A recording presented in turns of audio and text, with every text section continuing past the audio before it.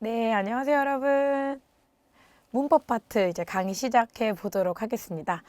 자, 쭉 제가 OT 때 말씀드렸지만 문법이 굉장히 중요해졌어요. 전에도 물론 중요했지만 실은 기초부터 탄탄하게 잘 다졌을 때 다른 시험, 다른 영어 시험에서도 또 이 영어는 어디 가지 않더라고요. 그래서 차분하게 저희가 공부를 잘 하다 보면 큰 도움이 되더라. 그 중에서도 가장 중요한 게 바로 오늘 수업이에요.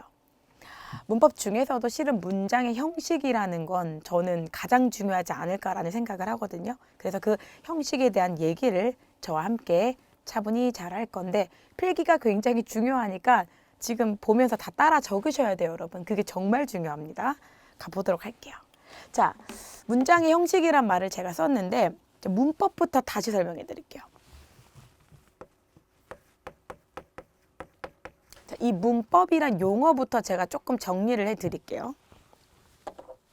무슨 말이냐면 이 문장 형식이나 혹은 품사 이런 말들이 굉장히 교재에 많이 나와 있죠. 표로 막 그려져 있어요. 근데 실은 표로 봤을 때 이게 무슨 말인지 알겠어. 하지만 문제를 풀 때는 이게 이건가? 헷갈려요. 그래서 조금 보기 쉽게 풀어서 설명을 해드리도록 하겠습니다. 자, 문법이라는 건 여러분 이 문자가 문장이라고 보시면 되고요. 법이란 건 말 그대로 법칙이란 뜻입니다. 자, 문법이라는 건 문장 있죠, 여러분?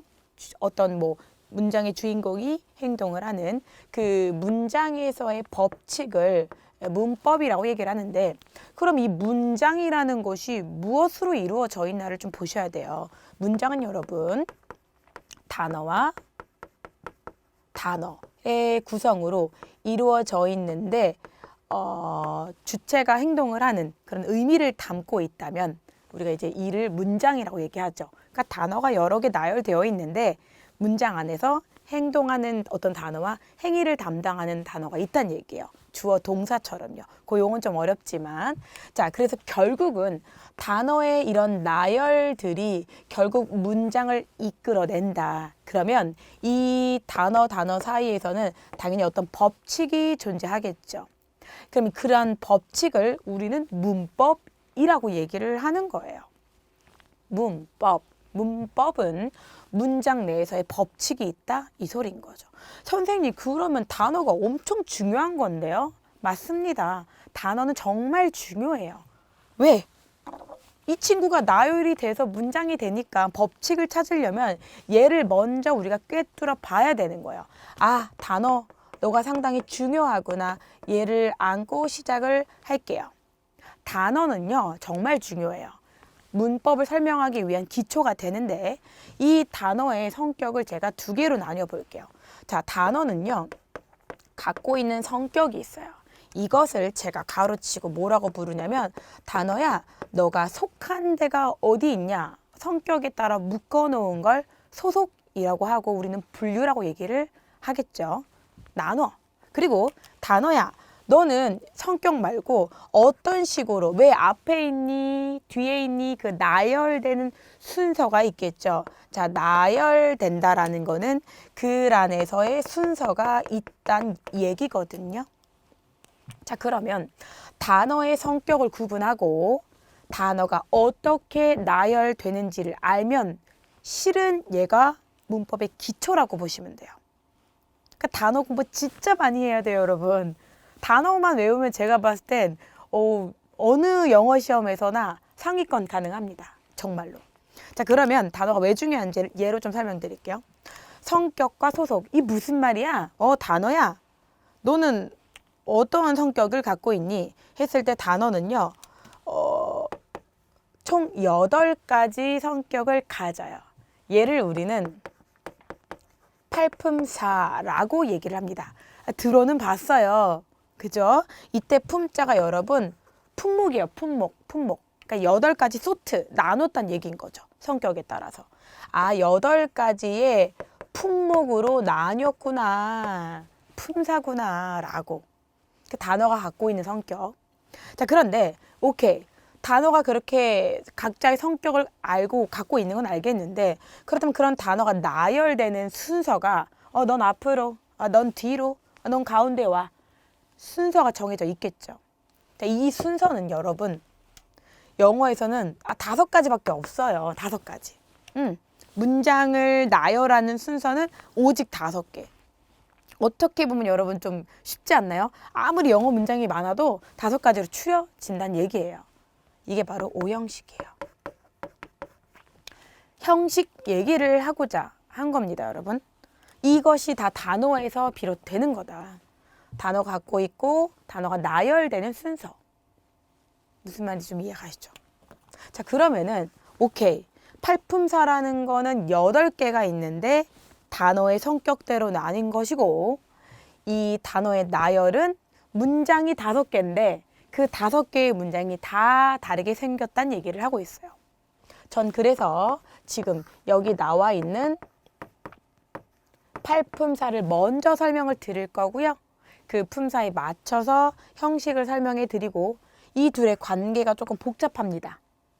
굉장히 다른 것 같지만 결국 단어에서 비롯된 거기 때문에 역할들이 있다는 얘기예요. 그 얘기를 해드릴게요. 오케이, 팔품사. 8가지래요, 8가지.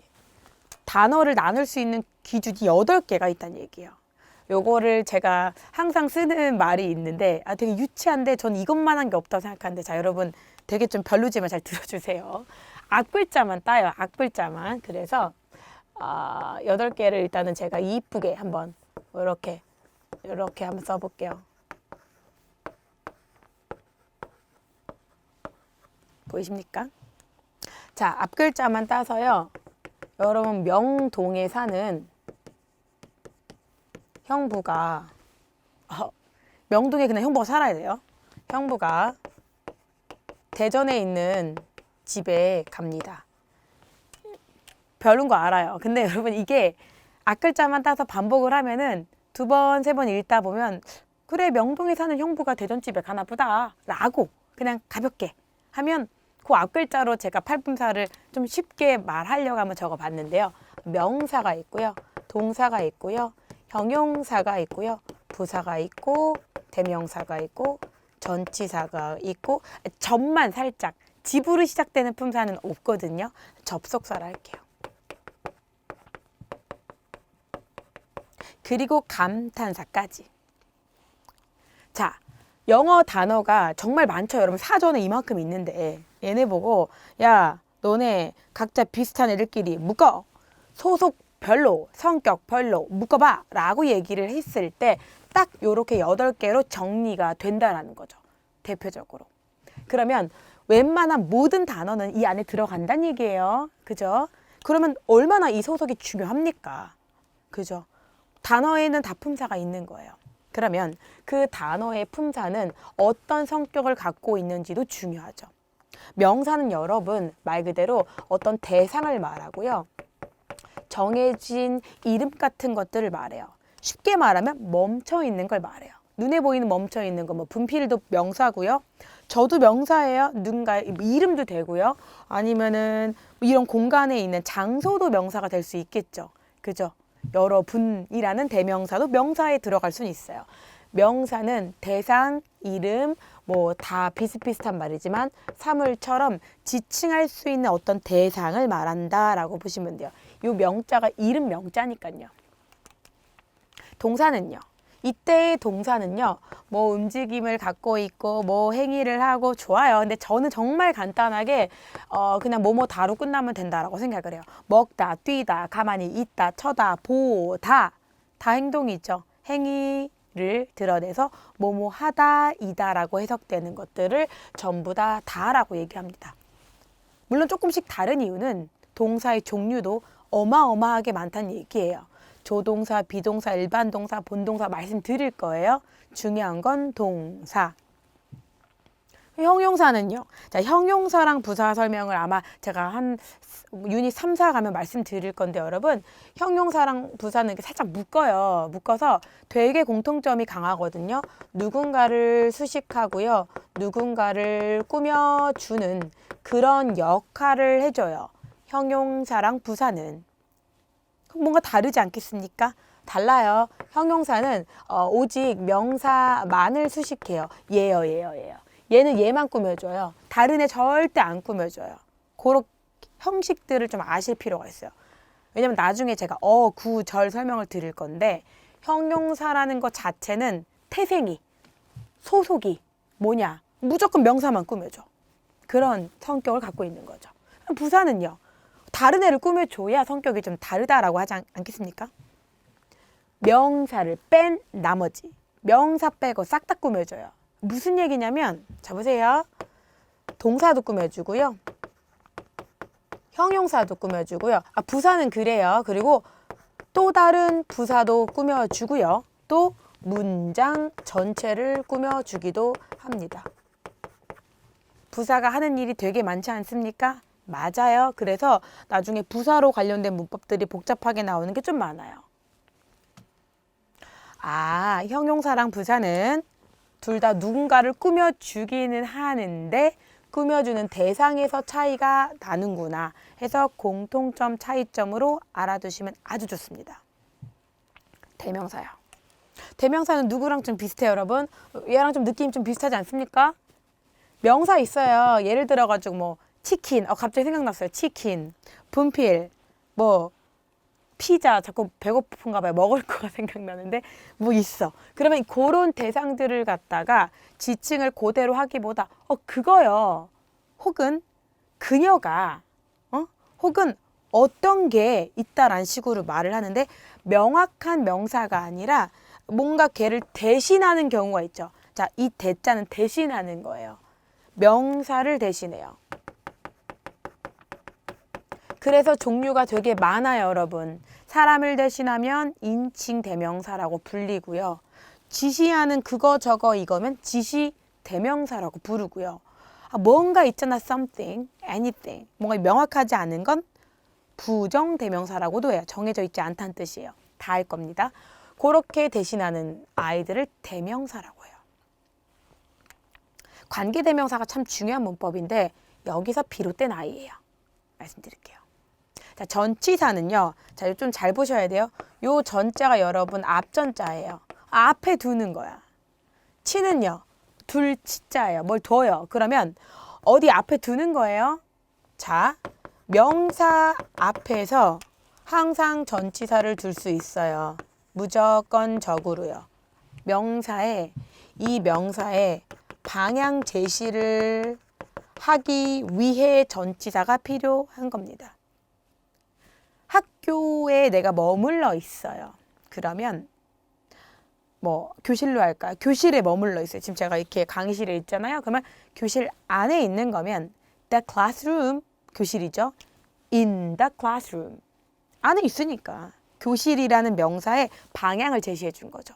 근데 제가 이 강의실에서 이 강의실로 가요. 그러면 go to the classroom. to the라고 제가 to를 썼죠. 왜?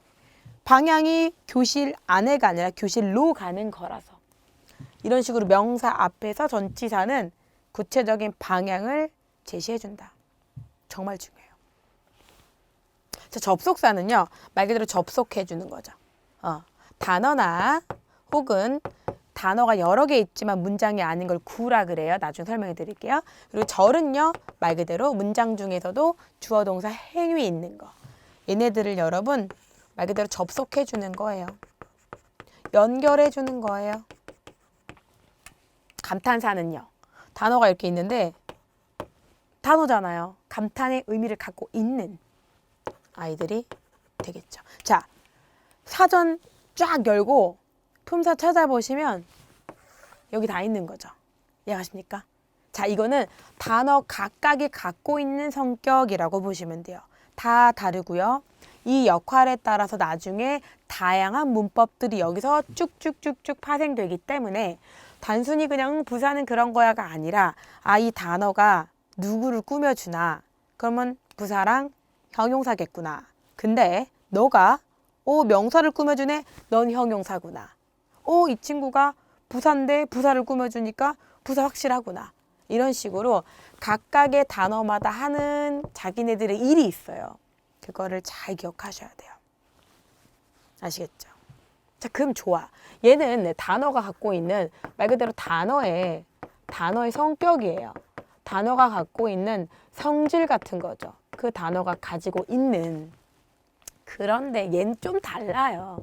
얘는 왜 다르냐면 좋았어. 단어 각각의 건 뭔지 알겠는데 이런 이제 단어를 가지고 제가 뭘 할 거냐면 이 나열되는 얘기를 좀 할 거거든요. 요거를 살짝 지울게요, 여러분. 요거를 필기를 다 하셔야 돼요. 책에 나와 있다고 밑줄 그으시면 안 돼요, 여러분. 그건 구체적인 설명이 나와 있는 거지 내가 스스로 품사별로 성격을 적을 줄 아셔야 되는 거죠. 이해하시겠죠? 한번 지어보고 써보시는 거예요. 팔품사가 뭐가 있었지? 아, 명동에 사는 형부가 대전집에 감 써요. 따따따따. 품사별 성격 잘 알아라. 한번 써보시고 그 다음 이거 들으셔야 돼요. 가볼까요? 그럼 나열 순서는 뭐냐? 자, 여러분 오형식입니다.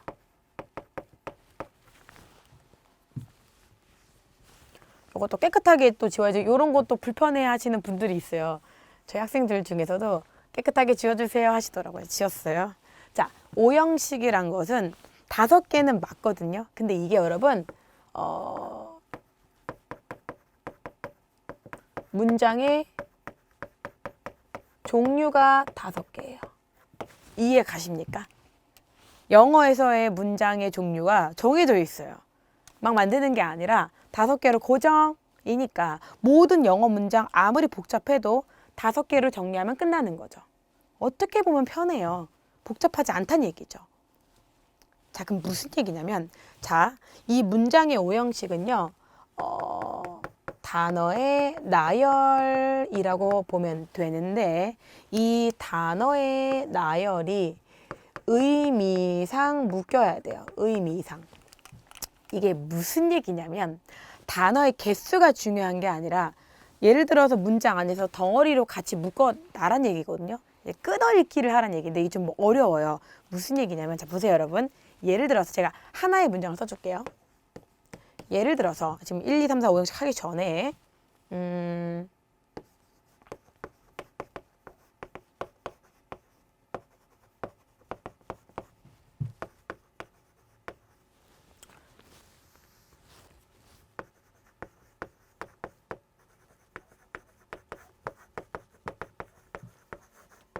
이렇게 써볼까요? 네, 써봤죠. 문장 되게 길어. 근데 잘못하는 것 중에 하나가 하나, 둘, 셋, 넷, 다, 일곱. 뭐예요? 이거 아니에요. 단어는 의미 없고요. 덩어리로 묶여요. 대부분이래요. 무슨 대부분? 걔네들 대부분이 자 느낌 오세요? 이 문장에서 행동을 하는 주체의 이 주인공이란 뜻이에요. 자, SV 제가 설명해 드릴 건데 일단 이게 한 덩어리예요. 얘네가 will이란 건 나중에 앞으로 하겠다는 의지를 담고 있는 미래 표현인데요. 만날 거래요. 그러면 얘가 한 덩어리인 거예요. 이해 가세요, 여러분? will 따로 meet 따로가 아니라 will meet 해야지만 문장에서 만날 거래가 되는 거죠. 그리고 many 따로 friend 따로가 아니라 많은 친구들인 거죠. 자, 보세요. 의미상 끄는 거 보이세요? 단어의 개수는 되게 많은데 단어별로 끄는 게 아니라 친구끼리 묶은 거란 얘기예요. 얘네끼리 묶은 거죠. 그럼 결국 얘는 주인공이 이런 행동을 할 거래. 뭐 한대요? 만난대요. 라고요. 그래서 얘를 갖다 제가 이렇게 다른 알게 모르겠는 약자로 정리를 했죠. 그 약자 설명을 해드릴 거예요. 요거를 하는 게 바로 문장의 오형식이다라는 겁니다. 이해 가세요? 절대 외우는 게 아니에요. SV, SVC 막 책 막 이렇게 외우는 것이 아니라 그 틀에 맞춰서 요거를 잘 끊어내면 해석이 정말 잘 돼요. 나중에 다른 영어 공부하실 때도. 자, 그럼 요 설명을 제가 드릴게요. 느낌 오시죠? 자, 그럼 의미상 나눈데 오케이 단어의 나열 좋아요. 자, 그러면은 요렇게 한번 정리를 해드릴게요. 제가 아까 전에 무슨 약자를 썼죠. 뭐 S가 있고 V가 있고 C가 있고 그거를 먼저 분석하고 갈까요? 걔네들은 여러분 보시면 다 적으셔야 돼요. 지금 적어야 돼요. 적어서 자기가 써보고 이렇게 멈추시고 하셔야 되고 나중에 또 시험 보셔야 되거든요. 자, S는 여러분 그 단어예요. 요 단어에서 온 거예요. 요 S를 딴 건데 이때 서브젝트라는 건 여러분 주제란 뜻도 되고요. 제목이란 뜻도 되고요. 주어란 뜻도 되고요. 과목이란 뜻도 있죠. 주체란 뜻도 있어요. 우리가 S라고 하는 건 이 글에서의 주인공이죠. 아까 must가 주어가 아니라 must have them이었죠. them까지 의미상 끊어서 그 의미상 나열될 때 주어는 짧을 수도 있고 길 수도 있고 나중에 구절 다양하게 와요. 주체가 되는 거죠. 요 S를 따온 거고요. 그리고 V 같은 경우는요. V 같은 경우는 요렇게 여기에서 따온 거예요. 요거 V라고. 얘는 여러분 동사예요, 동사. 동사예요, 동사. 동사라는 건 움직일 동이죠. 움직이는 거, 행위, 뭐뭐다. 이런 아이들을 말하겠죠. C는요. C는 여러분 요렇게 생긴 단어에서 나왔거든요. 앞글자 따가지고요. 소로록 이렇게 갔겠죠. C. 얘는 뭘까요? 보어예요, 보어. 왜냐면 이거 보충하다거든요, 여러분. 동사로도 사용돼요, 여러분. 보충하다요. MENT로 끝나지만 이거 동사로 사용해요. 보충하는 건 보어예요. 누군가를 문장에서 보충을 해준다. 걔는 보어예요. 오는요. 오는 이렇게 생겼거든요. 여기서 오에서 온 거예요. 얘는 뭐야? 목적. 어죠. 어떤 대상이 되죠. 목표물도 되죠, 여러분. 맞습니까? 그 문장 안에서 뭔가 주인공 역할을 해. S. 행동을 해. V. 누군가를 보충해줘. C. 아니야. 내가 바라보는 목적이 여러분이니까 대상이죠. 책을 보면 그게 이 read의 대상이죠. 동사의 목적어, 그 행동의 대상이 되는 걸 다 O라고 얘기를 해요. IOCO는 뭐 나중에, 간접 목적, 직접 목적은 좀 더 추가적으로 붙은 거예요. 일단 얘네가 핵심이에요. 얘네를 갖고 글을 구성하는 게 몇 개? 5개만 있다는 거죠. 지금 한번 볼게요. 가볍게. 자, 그러면 방금 이거 했던 거 다 적으셔야 돼요. 눈으로 보면 다 사라지니까. 자, 그럼 아까 전에 약자 S, V, C, O를 봤는데 걔네들을 제가 예쁘게 한번 적어볼게요. 무슨 얘기냐면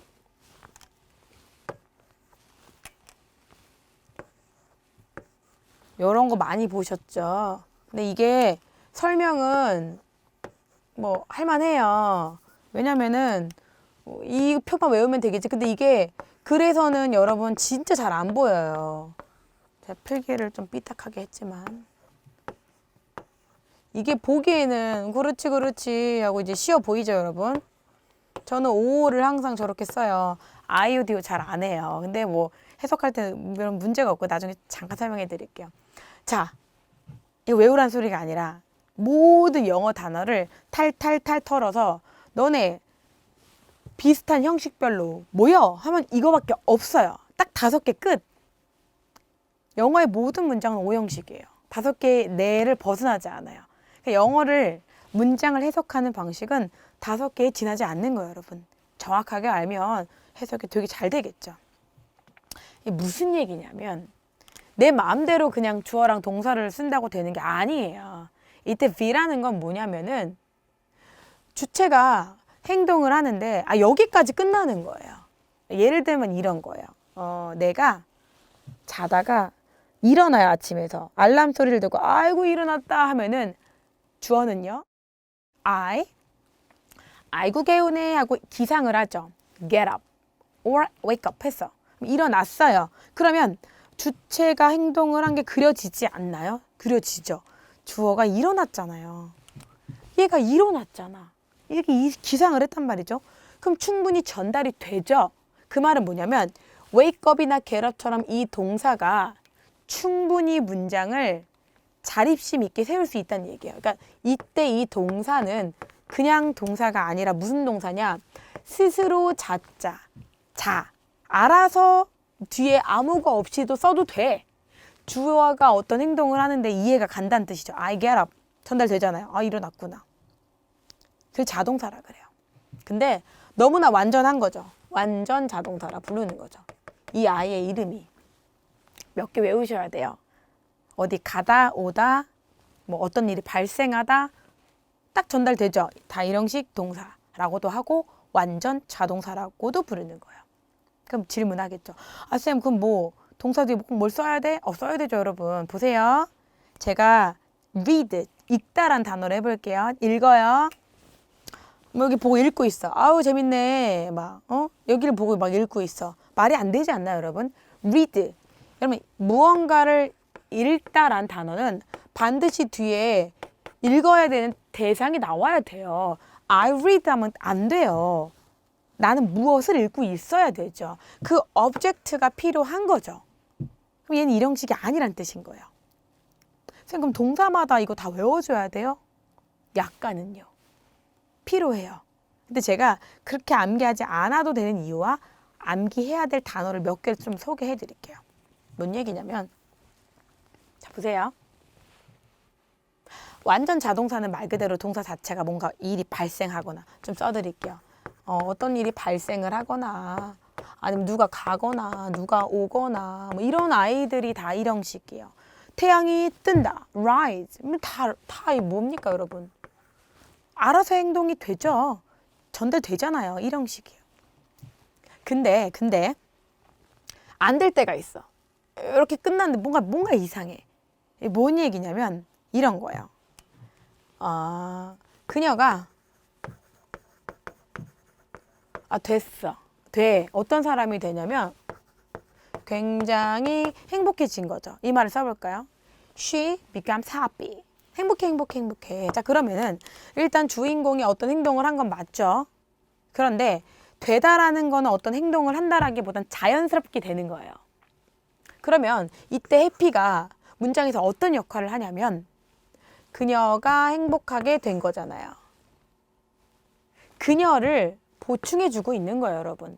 해피는 어떤 대상이나 목적이 아니라 그녀가 she becomes happy가 된 거기 때문에 주어를 보충해주고 있는 거죠. 이것을 보어라고 얘기를 해요. 자, 그러면은 동사 자체가 어떤 의미가 돼야 되는 것이 맞냐면 되다랄지 어떻게 보인다랄지 어떤 냄새가 난다든지 되다 뭐 이런 의미로 사용이 되는 경우가 많은 거죠. 어떻게 보인다든지. 그래서 얘를 뭐라 부르냐면 동사긴 해요. 얘도.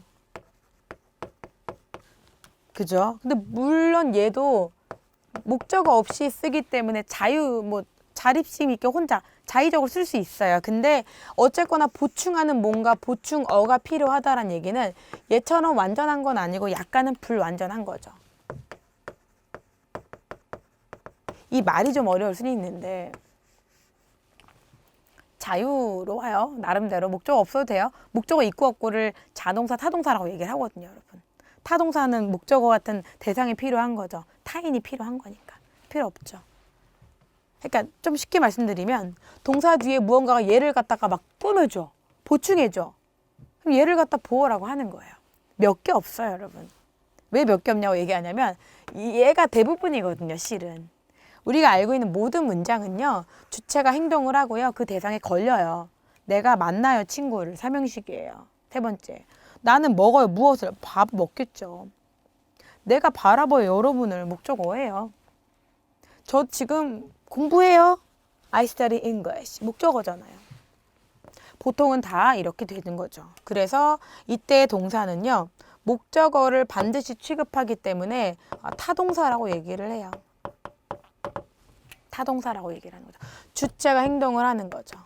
거의 모든 웬만한 우리가 알고 있는 70에서 80%의 동사가 다 삼형식이라고 보시면 됩니다. 대부분이죠. 나중엔 더 나아가서 목적어를 2개 쓰는 일도 벌어져요. 자, 목적어를 왜 2개 쓰냐면 이걸 외우면 안 되고 이해하셔야 돼요. 예를 들어 제가 여러분한테 보여드릴게요. 예시로 show를 써볼게요. 보여줘. 자, 보세요, 여러분. 이렇게 얘기를 해요. 자, 동사 뭐 했죠, 제가? show 하고 있죠. 보여주는 거잖아요. 근데 show 하는데 요걸 제가 들고 있죠. 목적어예요. 얘를 보여주니까. 그리고 누구에게 보여주나요? 여러분들. 자, 목적어 몇 개냐면 2개예요. 만약에 제가 하나라도 빼먹으면 얼마나 웃겨지냐면 자, 요거 뺄게요.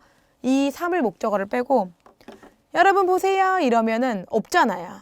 말이 안 되는 거예요. 동사 자체가 행동 자체가 목적어를 원래 두 개를 가져요. 특이하죠. 그러니까 암기를 하겠죠. 있어야 되고 혹은 반대로 있어요. 직접적인 사물이. 근데 이걸 벽에다 대고 여러분 없이 보세요.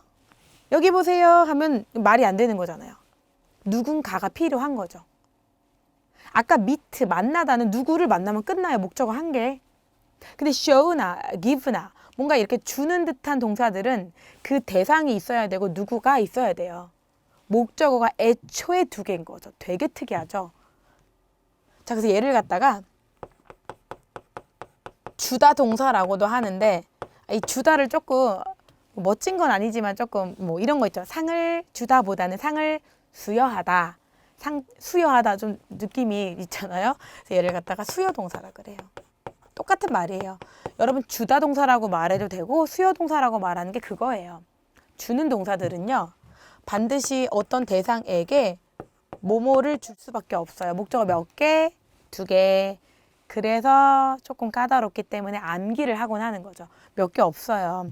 써볼까요? 예를 들어서 누구에게 뭐뭐를 가져다 주다, 누구에게 뭐뭐를 요리해 주다, 누구에게 뭐뭐를 가르쳐 주다. 여러분 제가 지금 영어를 목적어, 여러분들에게 목적어 두 개죠. 그리고 뭐 아니면은 뭔가를 준다거나 보여준다거나 이런 아이들을 다 뭐라 부르냐면 주다 동사, 수여 동사라고 얘기를 하는 거예요. 몇 개 없죠. 반드시 암기하셔야 돼요. 보자마자 바로 탁탁탁. 또 어울린 전치사까지 나중에 전환할 때 또 삼형식 바꿀 때 보시면 좋죠. 나중에 문제 풀이할 때 다 말씀드릴게요. 자, 근데 여기서 안 끝났어. 이렇게 또 써야 돼. 얘가 이제 가장 좀 어렵거든요. 근데 얘는 여러분 보세요. 아까 봤던 그 SVCO 그 약자들에 대한 의미를 좀 아시면 되게 쉽거든요. 무슨 얘기냐면 잘 보세요. 주인공이 행동을 해. 그런데 이렇게 쓰면 안 되죠. 이렇게 써볼게요. 아까 합체를 시켜버렸어. 주인공이 뭔가를 해. 근데 목적어에서 끝나면 뭐랑 똑같아요? 삼형식이랑 똑같죠? 여기까지 똑같아요. 똑같은데 예를 들어서 이거는 나는 만난다 너 하고 딱 전달되죠. 근데 이 밑에 거 보세요. 내가 말이야 부를 거야 너를 이렇게. 자, 저기야 라고 부르는 게 아니라 제 별명 지어주려고 제가 여러분들을 모모라고 부를게요 라고 말하는 그 모모라고가 되는 거예요. 이해 잘 하셔야 돼요. 이 5점C가 왜 5점C겠습니까? 5점C는 이 목적어를 C가 보충하겠다는 뜻이에요. 에잉? 이게 무슨 말이야? 얘만으로는 해석이 불완전한 거죠. 이걸 불완전 타동사라 부르는데 용어는 좀 별로 써드리고 싶진 않지만 일단 완전하진 않아요. 보충어의 도움을 받으니까. 하지만 이 동사 자체가 목적어를 취하기 때문에 타동사라는 말을 쓰는 거죠. 왜? 목적어가 있으면 타동사, 불완전하면 보어가 오니까. 얘도 불완전이었죠. 자, 불완전 타동사는 여기서 끝나는 게 아니라 얘를 반드시 꾸며줍니다. 요게 참 어렵죠. 근데 이 문제 거의 얘로 많이 나와요, 여러분. 얘네 둘이 많이 나와요. 정말로. 그래서 전체적으로 이해는 하시지만 이제 5형식 동사와 그리고 4형식 동사를 많이 공부를 하셔야 돼요. 왜냐면 4형식과 5형식은 정해진 동사가 있고요. 그 정해진 동사에 따라서 목적어나 혹은 나중에 전치사나 혹은 목적격 보어 자리에 이 용어들은 좀 어렵지만 좀 암기해야 될 것들이 약간은 있거든요. 그건 천천히 하면은 저희가 될 것 같아요. 나중에 뭐 준동사고 아직 안 배웠기 때문에. 중요한 건 일단 틀이 그렇다. 그리고 여기 목적격 자리엔 누가 오냐? 또 외우셔야 돼요. 근데 꼭 암기보다는 특징이 좀 있어요. 이해를 좀 하면 되는데 당연히 어떤 동사 뒤에 목적어에서 끝나는 게 아니라 어떤 아이가 온다면 이 아이의 모양이 굉장히 다양하다. 문법적으로. 그거를 좀 알고 계시는 게 좋지 않을까라고 저는 생각을 합니다. 자, 그럼 여기까지 내용을 조금 정리를 해드리면 문법은 단어가 막 나열된 건데 단어 자체를 보고 너 누구야? 했을 때 성격이 나와요. 넌 형용사, 너는 명사. 그게 팔품사 총 8가지, 명동에 사는 형부가 대전집에 감, 앞글자만 따서 한 번 더 정리. 오형식은 뭐였어요? 그런 단어끼리 이렇게 얘가 뭔가 주인공, 아까 주인공이 여러분 단어 하나가 아니었어요. must have name이었잖아요. 의미상 뚝뚝뚝 끊어지는, 하지만 문장 안에서의 그 동사 행위가 뒤에 어떤 아이들을 취하는지에 따라서 구조가 나오죠. 단어의 나열인 거죠. 이해가세요? 그러면 제가 마지막으로 한 문장으로 정리하면서 팔품사랑 오형식을 이해시켜 드릴게요. 무슨 얘기냐면, 이게 중요해요, 중요해. 제가 하나만 싹 해볼게요. 뭔 얘기냐면, 예를 들어서,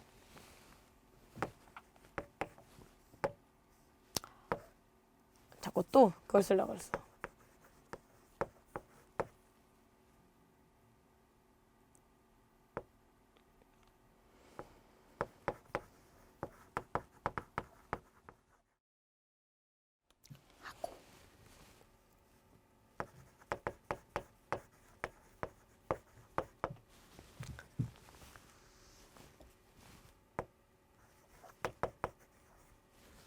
글씨를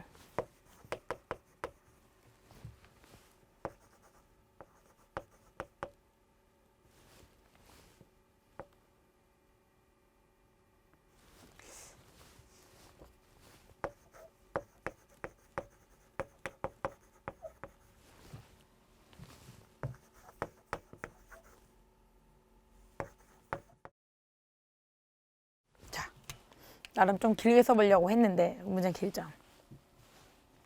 단어는요. 자, 얘를 갖다가 제가 팔품사로 분석해 볼게요. 팔품사로 분석하면은 단어 자체 성격이죠. 요게 뭐냐면 부정대명사 대 대명사를 할게요. 얘는요. 전치사예요. 더는요. 한정사라고 부르는데 그냥 제가 명사라고 할게요. 나중에 더는 또 함께 저희가 뭐 소유격 그리고 뭐 관사 이렇게 해서 한정사라고 따로 공부를 들어가는데 명사에서 비롯된 아이기 때문에 명사로 가고요. 물론 얘는 조동사긴 한데 동사에서 비롯된 또 다른 조동사라고 이제 카테고리가 나오기 때문에 동사라고 할게요. 얘도 동사죠.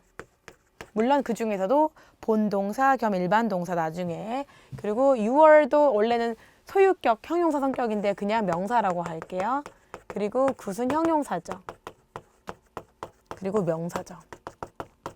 자, 얘가 팔품사로 나뉜 거예요. 단어 엄청 많죠? 이게 팔품사예요. 이해하십니까? 자, 근데 오형식이란 건 뭐냐면 이렇게 끊는 것이 아니라 어떻게 끊어요? 몇몇 사람들인데 그 친구들 중에 몇 명 보세요. 이게 주어예요.